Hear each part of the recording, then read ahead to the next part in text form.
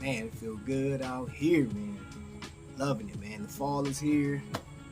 Weather still is comfortable. It's not too hot. It's not too cold. Wind is just right. Perfect. All right, so check this out. Today we're gonna get into a watch. As a matter of fact, we're gonna get into 3 watches, but we're only reviewing 1. So for the next few days, man, I'm gonna be reviewing these watches out of the watch roll. But I got a question before we get into the watch, man. For those of you guys that collect Invicta, I would like you guys that are watching this, put down in a comment what keeps you coming back to Invicta. Why do you collect so many?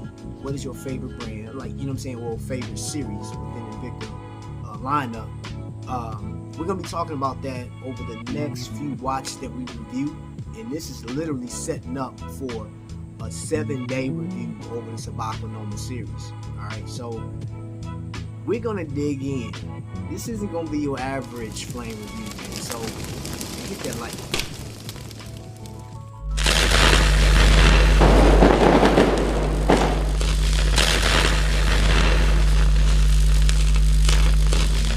What's going on, family? It's your boy Trapvision 3D, your favorite nephew, man, and I welcome you to the lifestyle. Before we get started, you already know, wrist watch check. Yeah, boy, that's that titanium piece. I just got this in.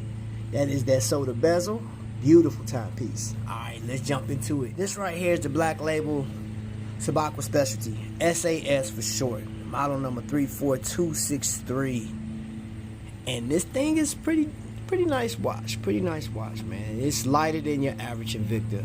All right, so let's do a little history lesson. Well, actually, I can't give you no history lesson on this because I honestly don't know when the black label came out, and I'm pretty sure some of you Invicta gurus out there can tell me, when did black label hit the scene? When did black label hit the scene? And of course, I will review this, the comments. But black label for me, I actually got a whiff of this label, I want to say back in 2015, somewhere around there. 2015, 2016. And when I saw it, I was impressed. And I said, man, I like it. I saw it in the cooler. I said, I like that. It's pretty nice. And the longer I went with Invicta, just collecting them, I was, gravitating towards it. And this series, which is the Subaqua series, a part of the Subaqua series, there are many of them, the Venoms and Subaqua Nomas through 1 through 7. This one is near and dear to the CEO's heart because it just is. I don't know when he launched this, but that's like one of the most asked questions is like, hey, of all the watches you made, what is your favorite? And he says these. This one is the Anatomic version, so you have hard plastic and stainless steel. So the bezel, which is fixed, is a stainless steel, of course, with bolted down. There's many pieces that make up this actual case, but I love the way that case is. I absolutely love it. It's like going down a hallway or something like that, or the whole of the Starship Enterprise or something. This one, you could tell by it being black label. One, of course, by the case being black, the accents being red, and then it will say it right here on the back, right there, black label. And of course the model number follows and all other descriptions.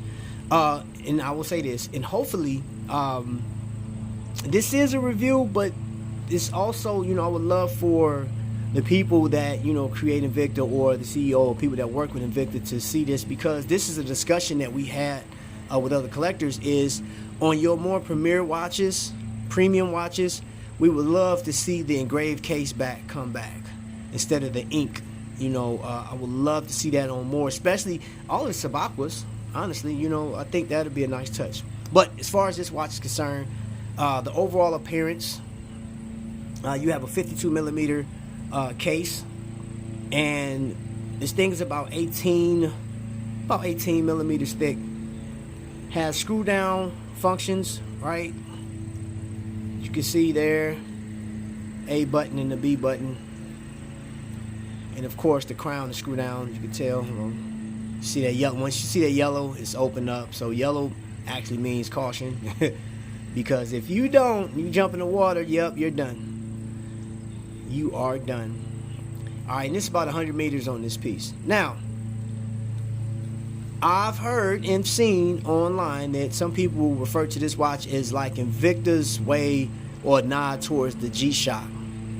I wouldn't test this out like under G-Shock conditions. I'm not throwing this off a roof. I'm not running it over because I'm pretty sure it'll break. It has a mineral crystal in it, which I personally wish they'd have did the Flame Fusion crystal. And this has a VD53 movement in it. Now, we've had this discussion about movements. What's in the movement? That's an actual show. What's in the movement? You know, we could talk about that all day. But I will say this. This thing loses or gains 20 seconds per month. All right? Not bad. It's going to be accurate, so to speak. I haven't really set this. I got this watch, set it. I worn it a few times. And the response I got off of it was people were like, hey, man, it's nice. One guy actually thought it was a G-Shock. He's like, G-Shock, make a new type. I said, no, this is an Invicta. And he's like, oh, wow. It's different. I personally feel, this is me personally. Since they got the black label, they have a gold label, they have a blue label, they got a new purple label coming out. You know, I don't know how far they'll go with the labels. But with that information, knowing that the CEO fancied this watch more than anything, it is a black label, so that kind of puts it in an elite class. Supposed to be, right? An elite class. And it's a different style watch. It is made for people that like, hey, when I first got into Invicta, I may have bought a specialty or a pro diver or something like that, and then you graduated into these type of pieces. The keyword, graduate.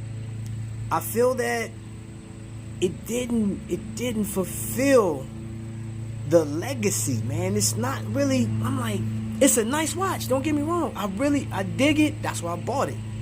I saw it on Shop HQ and I said, I gotta get that, man. And this was my first black label. And when I got it, I was like, man, I didn't look at the ingredients, hence the movement and just everything that a black label is supposed to be.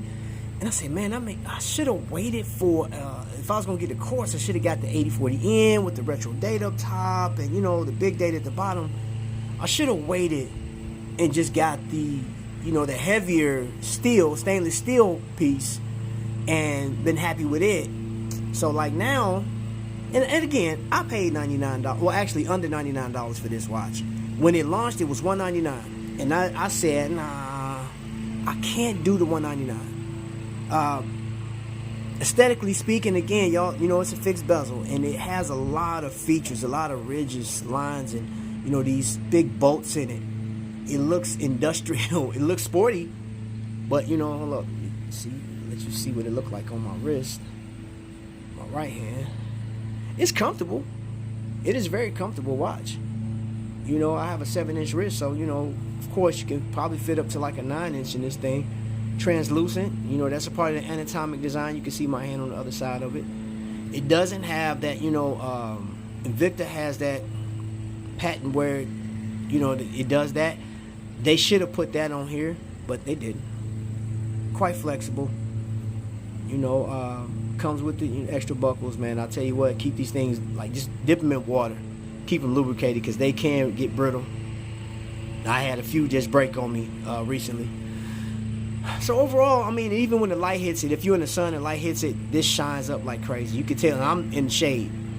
But anyway, my overall thought of this watch is it's like the general public watches. It's like Invicta makes some stand-up pieces, some just outlandish and crazy pieces. It's like they throw the creative book at some of these watches, man. And some I'm like, that's great. Some I'm like, not my fancy. But for the most part, this one, it kind of fizzled out, man. After I got it, I was like, no. So, my overall of this watch, and I'll explain why I feel like that. I will give it a 3 flame. 3 flames. Yeah. This may be the first watch that I had. And the design, the structure, everything is solid. The thing that just really gets me is it didn't have Flame Fusion crystal. It didn't have a premium movement in it.